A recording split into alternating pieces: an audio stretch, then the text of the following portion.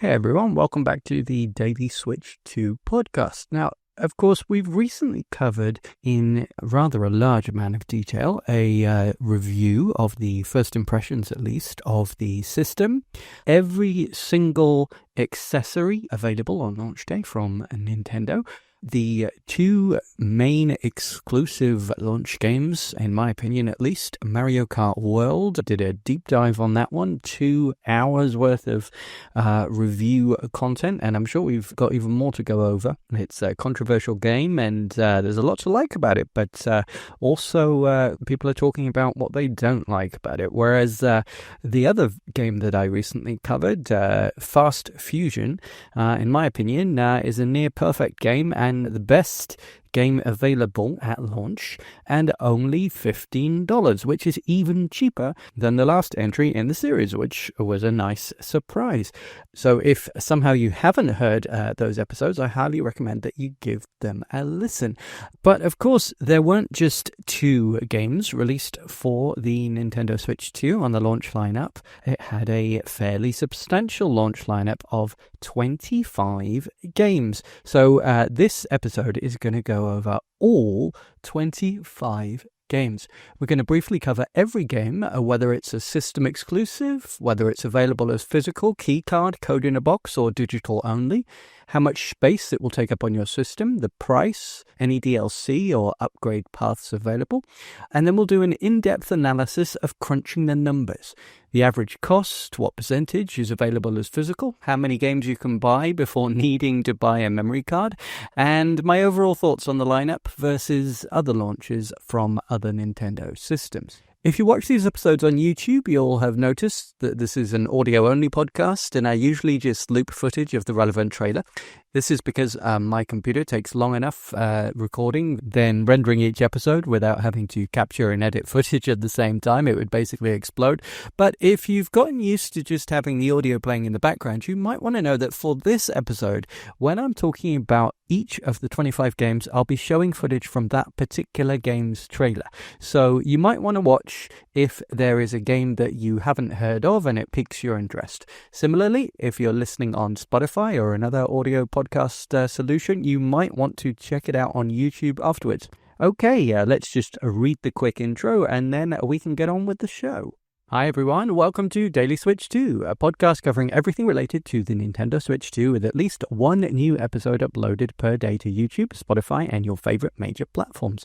My name is Sam, and I've been a gamer since the 1980s. I've worked in the entertainment industry since I was a teenager, including as a games journalist, producer of gaming documentaries and shows, and I'm even programming multiple indie video games, including 4, which will be released on the Switch and hopefully Switch 2, so be sure to subscribe and follow the show for the world-exclusive news on those as they drop. However, I'm a gamer and Nintendo fan at heart, and this podcast is purely a passion project for me to talk about the stuff that interests and excites me about this new system. It's not monetized or funded by any entity. It's completely unofficial and unbiased so that I can give my full, frank, honest opinions. So if you want to support me or just find out the best places to get these free daily episodes, or to join our free members area where you can talk to me and leave suggestions and take part in monthly free giveaways to win official Nintendo prizes, all links are in the bio at linktree/dailyswitch2. That's linktr.ee/dailyswitch2. Thank you very much, and back to the episode. So, what are we going to cover? What counts as a launch game?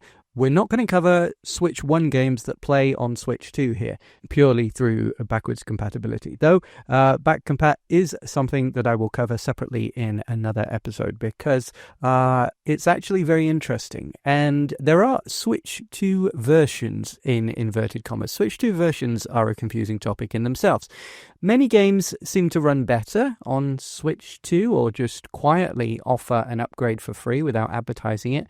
That's not what Switch 2 version means, though. There's a very specific thing in inverted commas, Switch 2 Edition games. Switch 2 Edition games, at least games labeled as that by Nintendo themselves, are new versions of Switch 1 games that have been improved and are being sold as a separate brand new version, although there is also an upgrade path to upgrade your Switch 1 version to the Switch 2 edition if you're willing to usually pay extra. So it's a bit confusing, and several of the games advertised as Switch 2 edition games, for example, Super Mario Party Jamboree plus Jamboree TV, Kirby and the Forgotten Land, etc., aren't actually available yet. I think many people, myself included, assumed that all of those that have been mentioned and shown in official Nintendo trailers and stuff would be out immediately, but it seems not.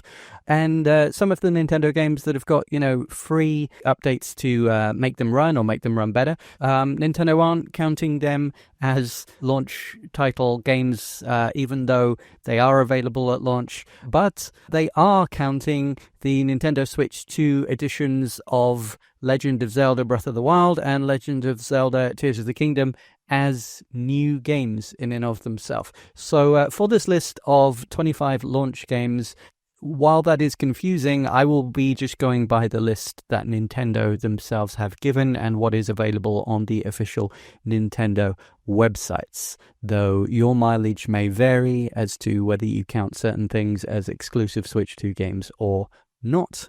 I'm going by the 25 launch day games that Nintendo themselves state. Firstly, I think we'll cover the games published by Nintendo themselves, and then the major publishers with more than one title, and then the other titles with the AAA games first in alphabetical order, and then finish up with the pocket money friendly priced budget entries, all of which I think are actually worth your time and worth recommending. And then, as I said in the intro, we'll cover some very interesting statistics looking at everything all in one as we analyze the launch lineup. So, Nintendo games first. Obviously, the big game is Mario Kart World.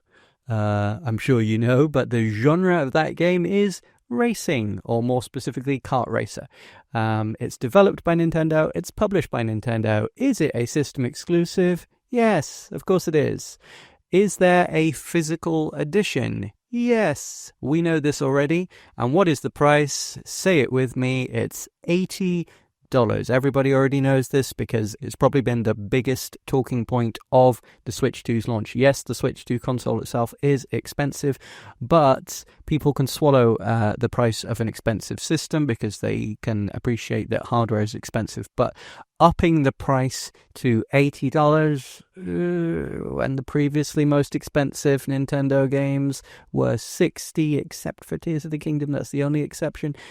Yeah, it's still controversial, but we've already talked about that at length, so we don't have time to go into it again.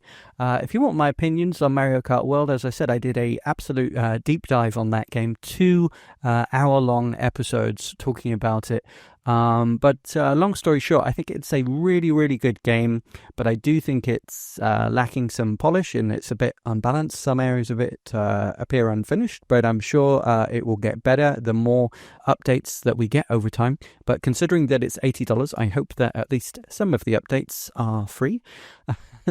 What we didn't cover in the review is something that I'm going to be listing for every single game here, is the size. That if you download the game, it will take up 21.9 gigabytes of your internal system memory. So that's one reason to buy the physical $80 version, although I'm sure that most people will just get the system bundle that includes the digital download.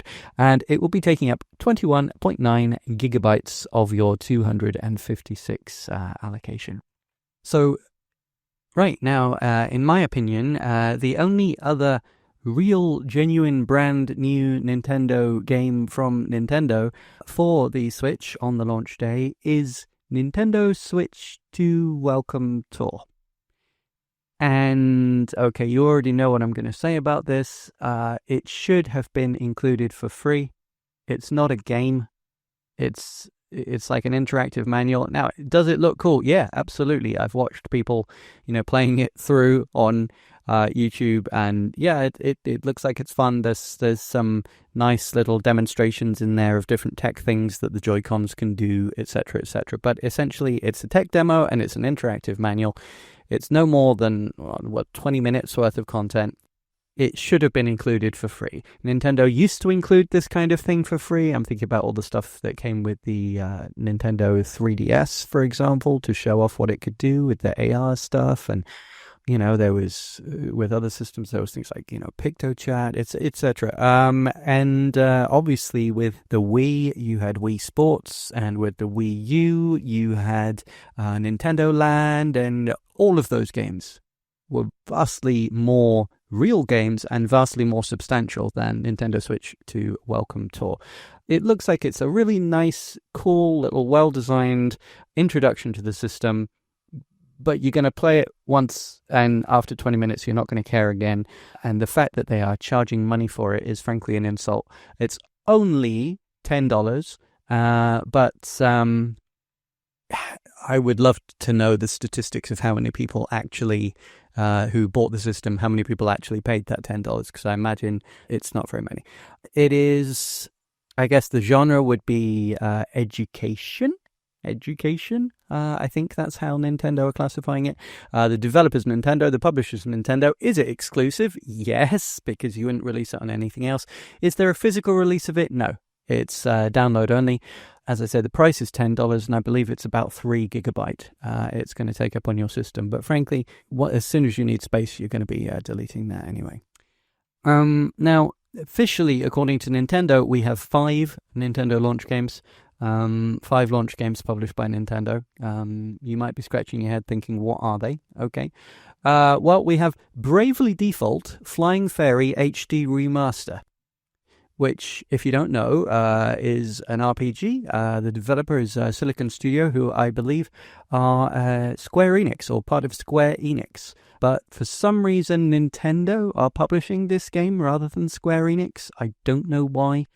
Is it a system exclusive? No.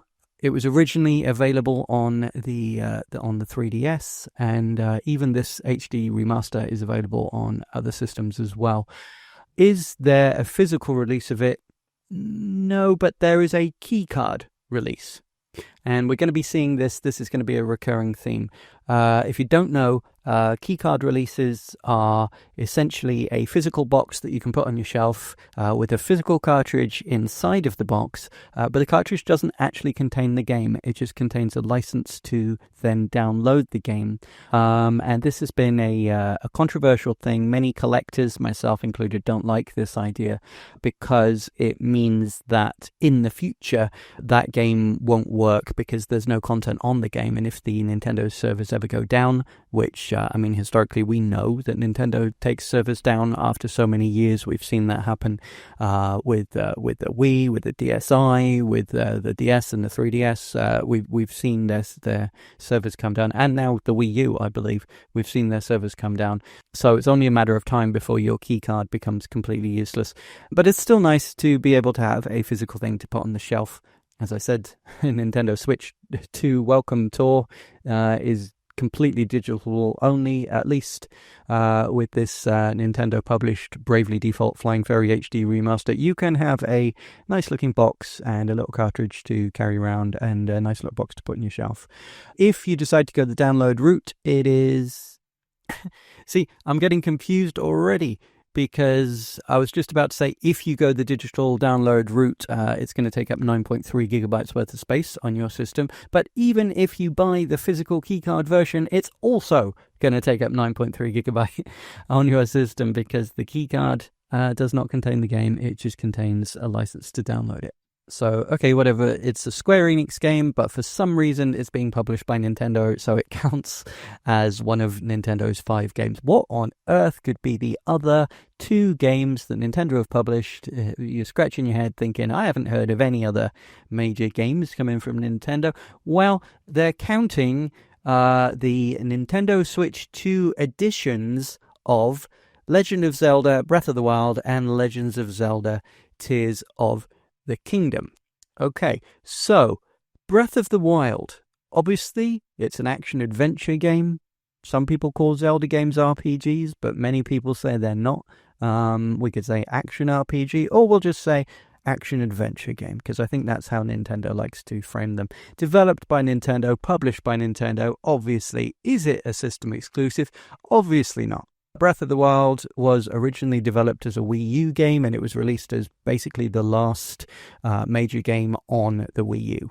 And just like Twilight Princess before it, it was released simultaneously or within a week on 2 systems at the same time, the system that was on the way out and the brand new system. So yes, it was a Wii U game, but predominantly people played it on the Switch, and people think of it as a Switch game. Therefore, this game came out years ago now. I'm sure everybody who's interested in it has played it already. But if you haven't, or if you're looking for an excuse to replay it now, Nintendo really wants you to buy it again for the Nintendo Switch 2. I'm going to make a separate video on the Zelda games releasing for the Switch 2 with Switch 2 editions, including Breath of the Wild, Tears of the Kingdom, and the 2 kind of top-down games as well, Link's Awakening Remade and Echoes of Wisdom. I think there's a lot of interesting things to say about the improvements and the little things that have been added. But for now, the cost of Legend of Zelda Breath of the Wild Nintendo Switch 2 edition is $70. That's pretty steep, in my opinion. Yes, it's not 80. It's not 80 like Mario Kart World, but it's $70. Here's the rub. You can, if you own the Nintendo Switch 1 version, just upgrade for $10. Okay, so that's good. That's good. We like that. But if you want a physical edition, and there is a physical edition, a new Switch 2 exclusive physical edition that comes in a physical box that you can keep on your shelf, it's going to cost you $70. Or if you don't own the original Nintendo Switch version, for example, if you're buying a Switch 2 and you didn't own a Switch 1 in the first place, it's going to cost you $70 up front, which for an old game, I mean, that seems steep to me. And as far as the physical version, there's a couple of things that annoy me. The first thing that annoys me is these Switch 2 edition versions, the cover art is really ugly, man. They put huge disclaimers on the front, a huge amount of text and logos to make people know, yes, this is a Switch 1 game, but no, this is an upgraded version, and yes, it will only work on the Switch 2, and they just, to me, it ruins the look of the cover, having all of that extra text and warnings and logos and stuff all over the front. It's not great, is it? I hope they change that over time, because, I mean, if it had nicer box art, then ideally it would just be, okay, well, this is the ultimate version. You can get rid of your Switch 1 version and maybe sell it and get the Switch 2 version, and you've got the ultimate version on your shelf. Honestly, as far as just hold it in your hand and to look at it, the Switch 1 version is like so much nicer than the Switch 2 version. But you might want the Switch 2 version to match all your other Switch 2 games. I don't know. It's not ideal. It's not how I would have chosen these Switch 2 edition games to look at all. But at least it does include the game on the cart. It's not a key card. Ish. Asterisk. Because, can you believe, at $70, it doesn't include the DLC.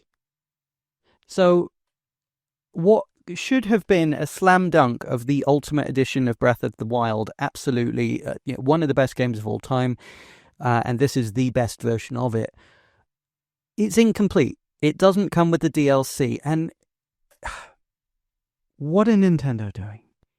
It's standard in the video game industry, standard, that when an old but well-regarded game is re-released, especially for a new system, especially remastered, obviously you include all of the DLC, all of the updates.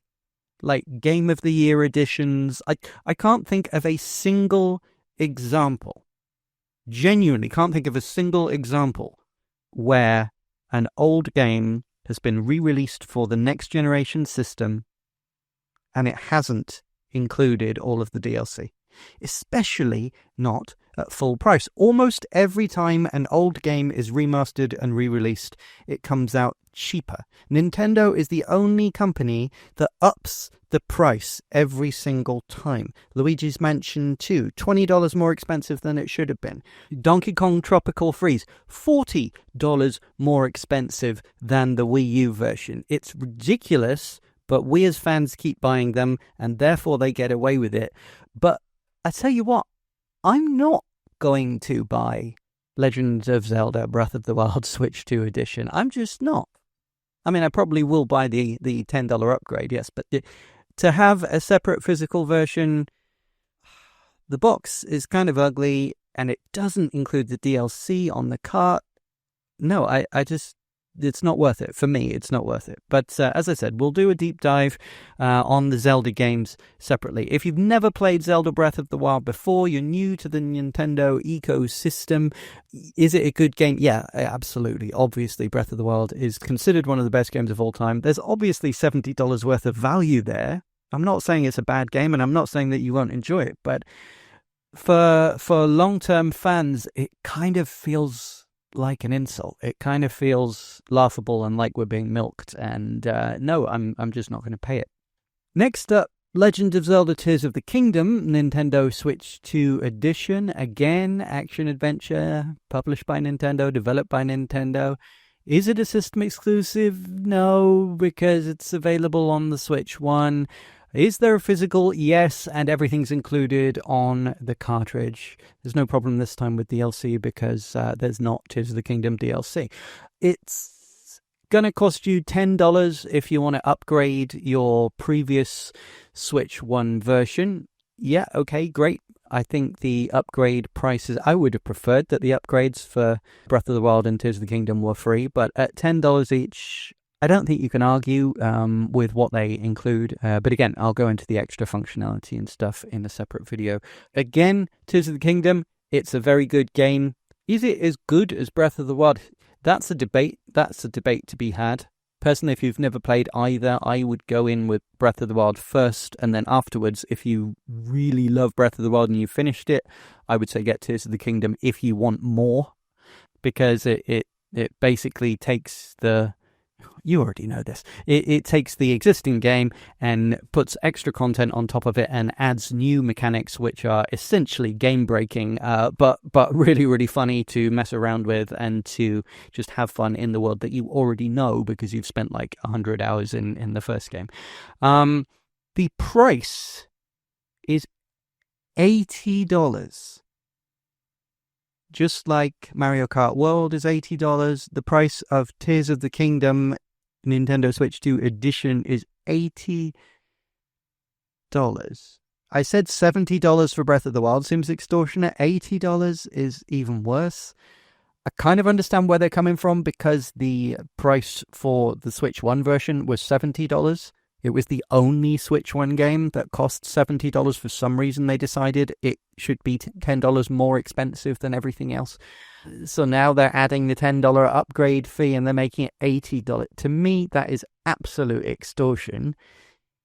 But again, as I said with Breath of the Wild and as I said with Mario Kart Tour, is there $80 worth of entertainment there? Yeah, absolutely. Of course. You're going to play it for tens of hours, maybe hundreds of hours. There's value there. It's just, I don't like this new pricing model. I don't like it at all. Legend of Zelda Breath of the Wild is going to take up 24.1 gigabyte on your system if you decide to go for the digital download version. Legend of Zelda Tears of the Kingdom is going to cost you 20.1 gigabyte, slightly less space, which is surprising because it's arguably a bigger game. Yeah, you probably aren't going to worry about those 24 and 20 gigabyte downloads if you are the kind of person who's buying the physical copies, because the physical copies do contain the game on the system. But as I said, the Breath of the Wild does not include the DLC, so if you decide to buy the DLC and download it, it will take up extra space. So, those are the 5, in inverted commas, 5 games published by Nintendo. But really, I mean, to me, there's only 2 games there that are new. And one of the games is a remaster of a Square Enix game that I don't even really know why Nintendo are publishing. But cool. Okay. Next up, I said we'd cover big publishers that have more than one game. Sega, Nintendo's old-time rival and now best friend. Sonic and Mario teaming up together in Smash Brothers and the Olympic Games. Sega have 3 games out in the launch lineup. The biggest one is arguably Sonic X Shadow Generations. Also, maybe you could pronounce it Sonic Cross Shadow Generations, Sonic versus Shadow Generations, or I think the kids these days think it's cool to just not pronounce the X, so it's Sonic Shadow Generations. I don't know. Sonic X Shadow Generations is how it's written. Genre... action game is how Nintendo are classifying it. It's a 3D platformer, isn't it? It's a 3D platformer. It's developed by Sonic Team. It's published by Sega. Is it a system exclusive? No, obviously not. This is a remaster of a game that's been available on many systems, and contains a new kind of side campaign for Shadow, which is also available on multiple systems. Is it available physically? Well, it's on a keycard. And unfortunately, as I said, we're going to see this with all kinds of games, especially third-party games. They're basically all going to be keycards. And I'll make a separate video on why, because as I mentioned in the intro, I'm a developer myself, so I've got some insight on this. And I think basically this is what we're going to be seeing moving forward, is almost all third parties are going to be on a keycard. And I'm not that happy about it. And as a developer myself, it hurts me. So I'm not sure what route I want to go down. And maybe you guys can come and discuss it with me in the free Patreon member area that I mentioned, linktree/dailyswitch2, linktr.ee/dailyswitch2.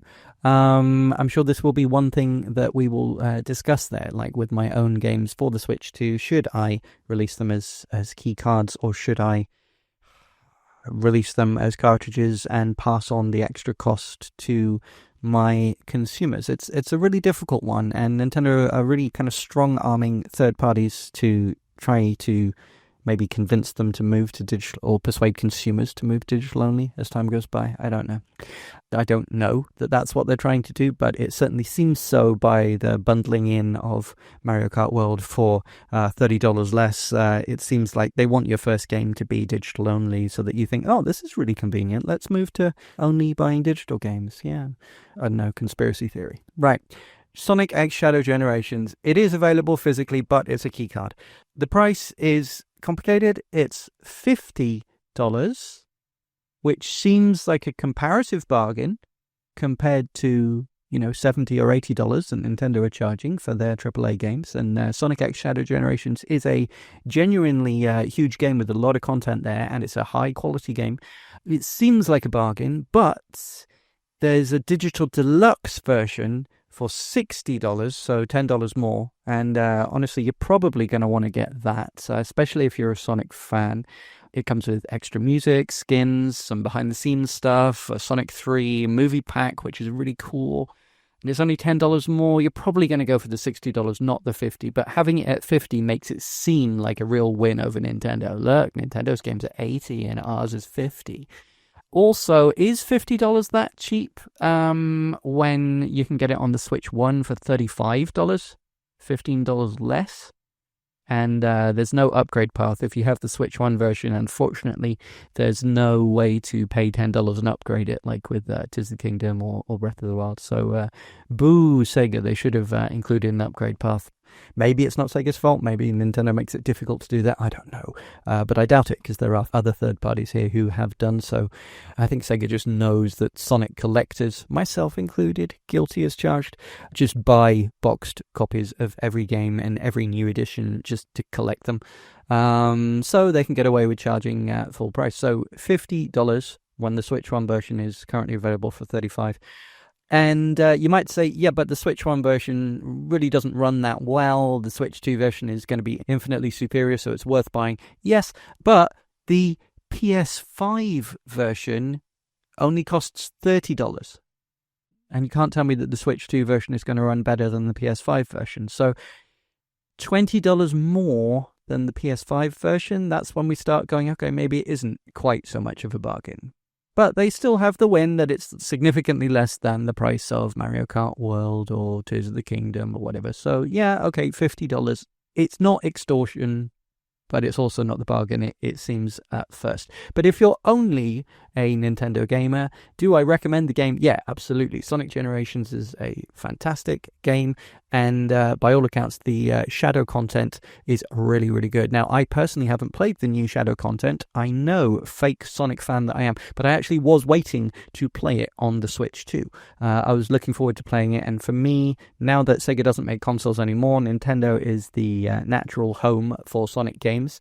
But the Switch one was obviously going to have problems playing a version of this game, so I waited for the Switch 2. So look out for my full review. I will be doing a full review of Sonic X Shadow Generations, specifically the Switch 2 version, very soon. But if you buy it digitally, how much space is it going to take up? 22.2 gigabytes. 22.2 gigabytes. So around about the same size as Mario Kart World and Breath of the Wild. Seems like that's going to be a pretty standard size for most games. Now, the next game from Sega that I want to talk about is one that, again, I have mixed feelings about. And again, there's a Switch 1 version, and you can't upgrade your Switch 1 version to a Switch 2 version. You have to buy the brand new Switch 2 version. It's Puyo Tetris 2S. Which, if you don't know, is a puzzle game. Puyo was a puzzle game from Compile, and obviously Tetris is a puzzle game that, although it's not by Nintendo, it's made most famous by Nintendo for the Game Boy and the NES. And if you don't know them, the Puyo Tetris games are like a crossover between the two, and they're really kind of hectic and really cool. The first Puyo Tetris was, I believe, a launch or certainly one of the launch window titles for the original Nintendo Switch, and I absolutely loved it. Puyo Tetris 2 was basically more of the same. If you owned the one, did you need to buy the second? No. If you were only going to buy one, was two slightly better than one? Yes. And now here it is again with Puyo Tetris 2S. What does the S stand for? I don't know. I would guess special. It's a special edition with, some slight changes and some extra content, but it's really not that different to the game that's already been out on the Switch 1. Is it a good game? Yes, absolutely. If you want a puzzle game and you don't already own this, I'd absolutely recommend it. But if you already own Puyo Tetris 2 or even Puyo Tetris 1, you don't need this upgrade version unless it's your absolute favorite game ever and you need it. You need to play the new parts. It's developed by Sega. It's published by Sega. Is it system exclusive? Well, no. Obviously, like I say, the S version of it means it is exclusive for Switch 2 for their extra content as far as Nintendo systems go. But 2S, I believe, is available on PS5 and Xbox Series as well, and PC. So is it physical? There's a keycard release. And what is the price? It's $40. $40. $40 for a keycard release of a game. Yeah, it's I guess it's a good price. Is this going to be the new budget price? Because I think originally the first Puyo Tetris was like $20, maybe $25. And if I remember correctly, it came with like a keyring and some cool stuff. I don't know. $40 to me seems kind of steep because it's just a 2D puzzle game and it's one that's old. But on the other hand, I'm glad that there's at least a keycard release, and the download will only take up 3.2 gigabytes worth of space on your system. Because, as I say, there's loads of content. It's a game that you can, potentially infinitely play forever because of all the challenge modes and everything, and you can just try and beat your high score, as with any puzzle game like that. But it's just a 2D puzzle game, so there's not really that much to take up space. 3.2 gigabyte. My main problem with it is you can't upgrade it from Switch 1. So if you want to play it on your Switch 2, you have to pay $40. And I should have mentioned, by the way, that all of these prices that I'm mentioning, the price is the same whether you buy it as a physical release, whether you buy it as a keycard physical release, whether you buy it as a code in a box physical release, or whether you buy it as digital. The assumption always was in the past that, the physical releases should cost more than the digital releases because, you're paying for something that has to be manufactured and shipped and sent to retailers, etc. You got plastic for the box, you got chips in the cartridge. But no, so if you have a game where there's a digital version available for $40 or a keycard version available for $40, for me, it's a no-brainer. Buy the keycard. Because then at least you've got something physical. And if you want to resell it, you can resell it and you've got something to put on the shelf. But it's not going to save you any space as far as downloads go because you have to download it anyway. But I don't know, man.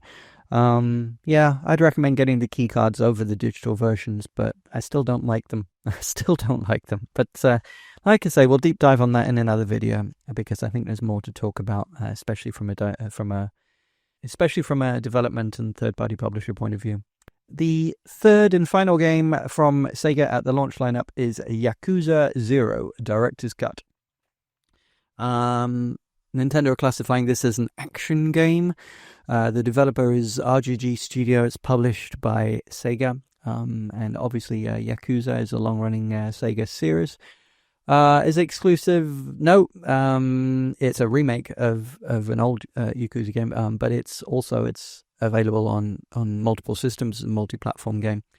What's my opinion on the game? Briefly, I haven't played this one. The Yakuza series in general is kind of cool. It's like a spin-off of Shenmue, which in itself was a spin-off of Virtua Fighter. And it's kind of like an RPG/action game based on the Virtua Fighter-ish universe-ish. And the coolest thing to me was that there's always inbuilt arcade machines, and in the universe you can go and play classic Sega arcade machines in the arcades there. But I'm just a retro head, so. The Yakuza series in general, they're pretty much a AAA series, AA, AAA. There's a lot of gameplay going on there, kind of open world-ish action adventure game with fighting. It's difficult to describe, quickly, but chances are you already know what Yakuza is.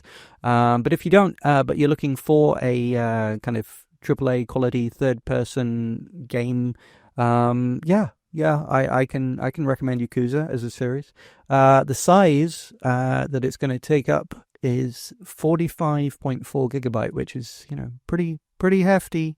But I do think with these larger third-party open-world games, that's going to be the norm. The price is $50. $50, yeah. As I said with Sonic X Shadow Generations, $50 seems reasonable for Nintendo pricing. But I'm pretty sure you're going to be able to get it cheaper on other systems over time. Even if you can't right now, I don't know. I haven't searched. The Nintendo tax strikes again. But is it worth it for having it on a Nintendo system or being able to play portably? Maybe. For some people, yes. Moving on to Capcom now. Capcom, historically big supporter of Nintendo. There's been many, many Capcom games on every Nintendo system since the NES. Arguably one of the two big third parties for the NES and every system since. Street Fighter 6, Years 1 to 2 Fighters Edition. Right. Again, this is a semi-controversial one. Obviously, the Street Fighter series, great series of games. I mean, the first one wasn't great, but Street Fighter 2 was basically invented an entire genre by itself. And Street Fighter 2, for many people, especially those outside of the US and Japan, Street Fighter 2 was the reason that many people bought a Super Nintendo in the first place. So Nintendo owes a lot to Capcom for the Street Fighter series. And Street Fighter 6, it's a really good entry in the system. For my money, it's the best entry in the series since Street Fighter 3. I prefer 6 to 4 and 5, is basically what I'm saying. Obviously, it's a fighting game, one-on-one fighting game, developed by Capcom, published by Capcom. Is it system exclusive? No. Is it physical? Well, it's available on a key card. And what is the price? This is where it gets complicated. The price it starts at $40, but it's basically $60. It's $60 for the keycard. The keycard is Street Fighter 6 Years 1 and 2 Fighters Edition. But if you're buying digitally, you can pay just $40. But if you pay just $40, it's just Street Fighter 6 by itself, and it's not Years 1 to 2 Fighters Edition. The Years 1 to 2 Fighters Edition is DLC, right? So the $60 price buys you Street Fighter 6 Years 1 to 2 Fighters Edition, both digitally as a bundle or with the physical keycard. But here's the rub. The keycard does not include the DLC with the keycard. It includes a code in the box for the DLC. Why is that a big deal, you might be saying? Because I've already told you that the keycard also doesn't include the game. It just is a license to download the game. So why does it matter that the keycard has a license to download the game and then it also includes a separate code to download the DLC? Well, firstly, that's awkward as heck. That's awkward as heck. But it also means, rather cynically, that Capcom knows that the keycard means that people can hold on to the game, resell it at a later date. When they've finished playing it, they can sell it to somebody else and they can pass on that license to somebody else. But the DLC won't be passed on to somebody else. The DLC is just a code that you can redeem one time. So with the keycard, you're buying the right to, yes, resell your base game, the $40 game, but whoever buys it from you is not going to get the Years 1 to 2 Fighters Edition DLC, even though it says it on the box. They're not going to get it. And to me, that's pretty scandalous. That's pretty cheap. And I can't think of any feasible reason why they've done it that could be classified as an excuse, other than they just didn't want people reselling the game. And if you do resell the game, they want to punish the person who buys it secondhand by making them pay for the DLC. It's just a code. And for me, that almost makes me not want to support this release of the game. I don't know. I feel very, very conflicted about that. I think it really is nickel and diming of the worst kind, and that's very cynical from Capcom there, and that makes me sad because I really like Capcom as a developer, and I have supported so many of their games over the years, on pretty much every system, and the Street Fighter series is one that's very near and dear to my heart. So will I eventually buy Street Fighter 6 Years 1 to 2 Fighters Edition on the Switch? Yeah, probably. And when I do, I will probably buy it brand new, because I don't want to be stiffed out of buying it secondhand and having to pay separately for the download code. I don't know, it just makes me sad, man. Oh, and I should briefly say, the size of the download is 48.3 gigabyte. That's pretty huge. I'm pretty sure that 48.3 gigabyte includes the DLC, but I'm not 100% sure. So the DLC might be bigger on top of it. Or it might be that if you don't care about the DLC and you just want the $40 base version, then it'll take up slightly less space. The second and final game from Capcom at launch is Kunitsu-Gami, Path of the Goddess. Now, this is a strategy RPG-ish game, strategy game, by Capcom, developed by Capcom, published by Capcom. I don't know too much about it, to be honest, so I can't really give a review. What I will say is that strategy RPGs are not my favorite genre of game. I do like RPGs. I'm not too keen on strategy RPGs specifically. But I have heard good things. I have heard people say that it's a good one. Is it a system exclusive? No. Is there a physical copy? Yeah, there's a keycard version. However, the keycard version is only available in certain regions. So you're probably going to have to import it. Something like go to Play Asia if you really want the keycard version.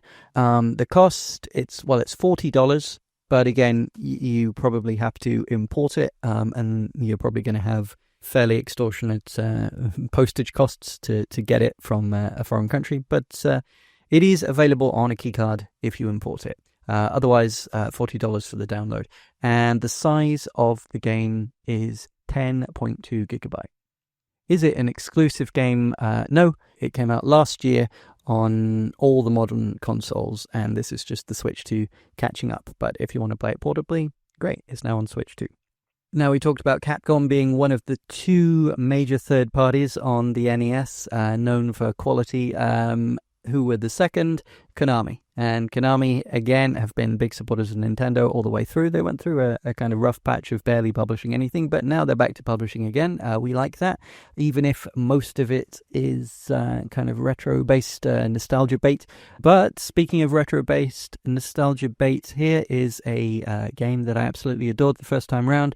Suikoden. Suikoden 1 and 2 HD Remaster for Nintendo Switch, Gate Rune and Dunan Unification Wars. Man, that's a long title. Suikoden 1 and 2 HD Remaster for Nintendo Switch 2, Gate Rune and Dunan Unification Wars is the full title. And obviously, this is an RPG, a role-playing game, or a JRPG specifically. Suikoden, I really like the first Suikoden on the PlayStation 1. Suikoden 2 is also a great game, but I didn't play it all the way to the end. It's one of those games that I keep telling myself, maybe one day I'll play it to the end. It's on my backlog, but I've never got around to it. But Suikoden 1, I spent a lot of time with back in the 90s, and I have fond memories of it. This is a remaster with the graphics in HD. I've got to say, from the look of the trailers, I personally prefer the original pixel art. I'm not entirely keen on the HD remaster, but I'm sure some people are going to prefer it. And I can tell you that both the games are very good. So if you like kind of JRPGs, you're going to enjoy it. Developer, Konami. Publisher, Konami. Is it exclusive? Obviously not. This is a remaster of two games that have been available on multiple systems, and the remaster is also available on multiple systems. Is it available physically? There's a keycard release, but as with Kunitsu-Gami, it looks to me like it's only available from certain regions, so you may have to import it. The cost is $50. Is $50 a good price? Well, I mean, it's two games, and it's two RPG games, so there's a heck of a lot of content there. It's probably hundreds of hours worth of content there. But they are old games, and they are available on other systems, probably for cheaper. Or let's face it, you can emulate or whatever. I'm not saying that you should break the law, but I'm just saying there's many ways to play these games. But the size is only 10.9 gigabytes. So if you do download them or buy the keycard and download it using that license, it won't take up very much space on your system. 10.9 gigabyte. That's not very much space considering how much playability is there in Suikoden 1 and 2. The other game is more interesting from Konami. Survival Kids. Survival Kids. It sounds like shovelware, doesn't it? And to be honest, I don't know too much about it, but the more I look into it, the more it kind of intrigues me. Nintendo lists it as an adventure game. It's developed by Konami. It's published by Konami. Is it a system exclusive? Yes. Yes, it is. It's one of only 4 system exclusive games. And one of those system-exclusive games is Nintendo Switch 2 Welcome Tour, which, as we all know, isn't really a game. So really, it's one of 3 exclusive games on launch. So that alone makes it interesting. And looking further into it, it's a sequel to a series that started way back on the Game Boy Color. The Game Boy Color had a game called Survival Kids, and then there was sequels, and then there's a spin-off called Lost in Blue, which turned into a whole series on the DS and even the Wii. So if you played any Lost in Blue game on the DS or the Wii, that is related to this game, which is the latest in that series, and they've gone back to the original title of Survival Kids. As I say, I don't know too much about it. Looking at the footage, it looks cool. It looks like it looks almost Animal Crossing-esque, but it's more of a survival game, but with that kind of cutesy aesthetic. Kids on a desert island, building stuff, surviving, crafting, I don't know. Honestly, it's not really my type of game.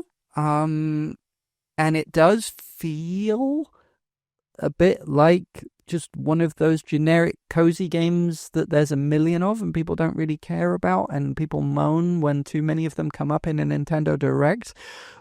But what is making me not dismiss it immediately is it's Konami, and it's a system exclusive, and it's a series that has been around since the days of the Game Boy Color. So something about that tells me that it could be worth looking into Should I review the game? Should I buy the game, download it, play it, give a review on the channel? I don't know. Let me know.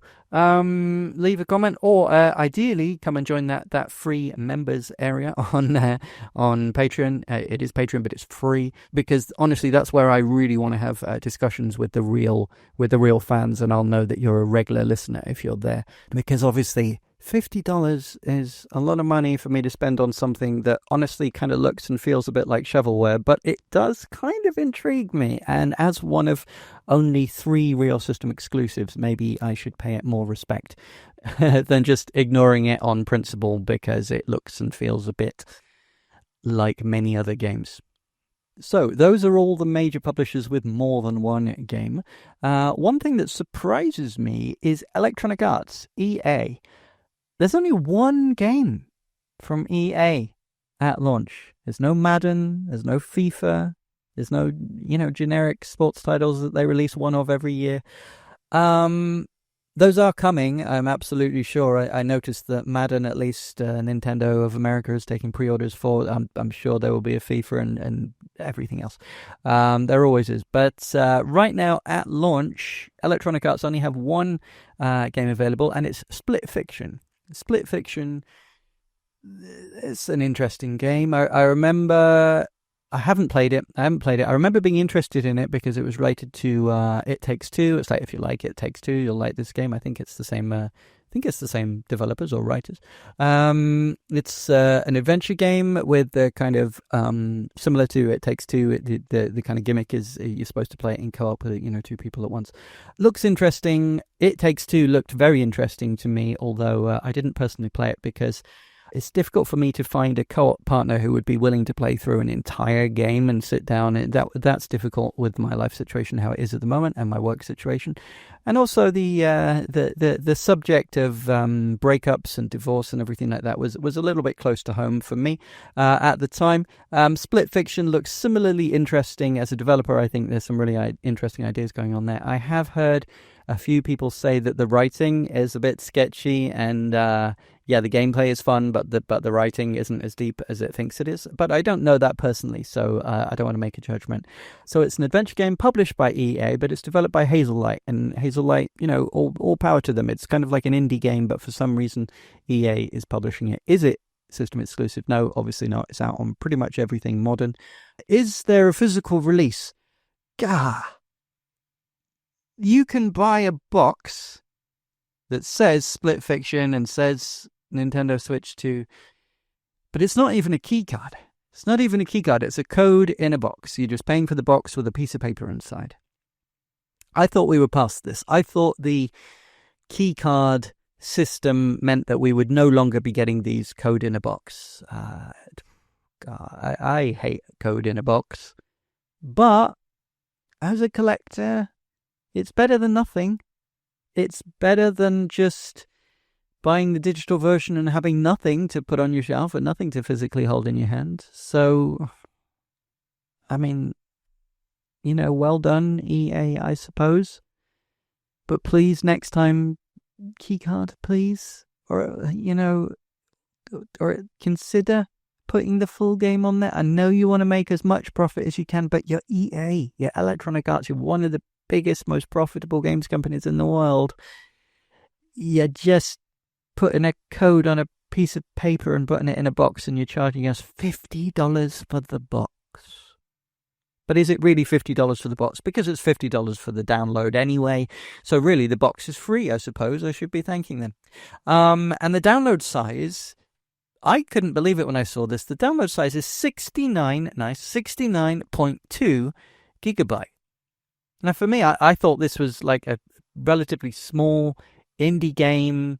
It's not like a big AAA crazy graphics. 69.2 gigabytes seems pretty huge for me, considering that it's, you only have 256 gig on your system in the first place. Dedicating 70 gigabyte of your 256 to a small indie game like It Takes Two. I don't know, man. That's a lot of space. But if you want to play it, I'm sure it's a quality experience. It looks like really interesting gameplay, really interesting mechanics. If you've got a partner or a best friend that will sit down and play it with you, or a child, one of your kids who will sit down and play the whole game through with you from start to finish, I'm sure you'll have a great time. If you can get past the writing, which I've heard is a bit cheesy, soap opera, thinks it's deeper than it is. I don't know. Again, that's not my judgment. That's just what other people have said. So yeah, that's the only game from EA, and it's our first code in a box game. I feel very mixed about that, code in a box. Jeez. So far we've covered 13 games, unlucky for some, but we don't count Welcome Tour as a real game, so I'm happy to call it 12. We're at the halfway mark, basically, and we're around an hour in, so I think we should pause there for the day. In part 2, we're going to cover all the rest of the third-party titles. We've got some huge publishers still to come, including CD Projekt Red, Take-Two Interactive, Koei Tecmo, Warner Brothers, Epic Games, Namco, and some awesome indie third parties too. It's a really nice mix of 12 more titles, each with something interesting to talk about, some big AAA games that you should absolutely consider supporting because they actually bothered to put the whole game on the cartridge. What? Some pocket money priced games that prove you actually can have a quality experience without having to remortgage your house. Again, what? Some massive titles like Cyberpunk, Hogwarts Legacy, No Man's Sky, Deltarune, just so much cool stuff. And even more excitingly, if you are listening on Spotify or only listen to these full-length episodes and haven't checked out the preview clip on our YouTube, hint, you can go check it out now if you are impatient or so inclined. We've got a real deep dive into the facts and statistics surrounding the launch lineup, including things like the average game cost, the average size of a game required for storage, and how much this adds as a hidden cost when buying games, the percentage of games that have a physical copy, and lots of other cool stuff that I personally think gives a pretty fascinating look into the potential future of gaming on the Nintendo Switch 2, good and bad. So, with the timing of the surprise Donkey Kong Bonanza Direct, thanks Nintendo, you're giving me a lot of work here. I don't know whether we'll jump straight back into part 2 with the next episode or in 1 or 2 episodes. Honestly, it all depends on how long the YouTube videos take to render. But either way, make sure that you are subscribed or following on your platform of choice, as it's all pretty exciting stuff that you aren't going to want to miss. I also have a banger of an episode planned where I'm going to jump full on head first into this keycard and cartridge cost controversies and how third parties so far seem to be getting pretty disastrous sales results on Switch 2 despite the console itself breaking records. As I keep saying, I'm an indie dev myself, and this is directly affecting me and my business, and I think I have some fairly interesting and unique insight into it. So look out for that episode in the next few days too. To find out every way to watch, listen, or support the show, and also how to find the free members area where you can come chat to me, suggest or request full reviews, perhaps of any of these games that we've covered so far or in the next part, and take part in monthly free competitions to win official Nintendo stuff. Check out linktree/dailyswitch2. That's linktr.ee/dailyswitch2. Thank you for listening and happy gaming.